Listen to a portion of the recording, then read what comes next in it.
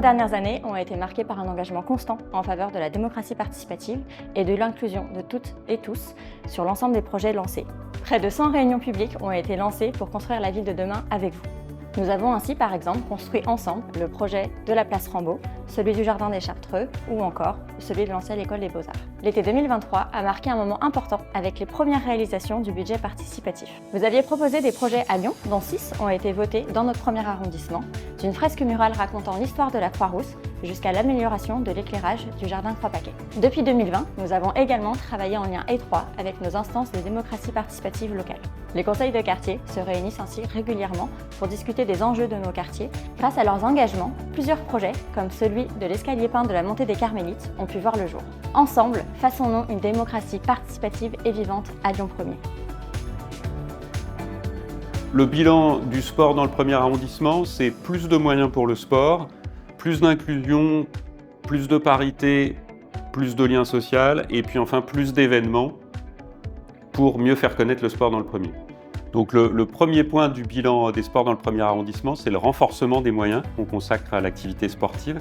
Alors ce renforcement des moyens, il commence par des travaux sur le stade Genetti du Plat, avec le nouveau skatepark qu'on a étendu, le nouveau bol et le terrain de basket 3x3, mais aussi des travaux de rénovation de l'éclairage et de la mise en accessibilité du stade qui vont arriver.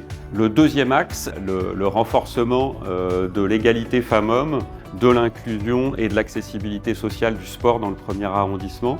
Et enfin, le troisième axe, c'est le développement d'événements pour mieux faire connaître le sport dans le premier arrondissement. Donc on a le traditionnel forum des associations, mais on a aussi la renaissance de l'Office des sports d'arrondissement, l'OFISA, qui mène de nombreux événements. Je peux citer par exemple Sport École Quartier, et puis le dispositif Métropole Vacances Sportives qu'on a ouvert aussi l'été pour occuper les enfants qui ne partent pas en vacances. Le premier arrondissement est un territoire particulièrement riche et dense en associations. Elle joue un rôle essentiel pour maintenir le lien social, créer de la cohésion et défendre les valeurs de la République qui nous sont si chères. Il était donc primordial pour nous, élus, de les soutenir. Pour ce faire, nous mettons à disposition des salles municipales et des équipements gratuitement.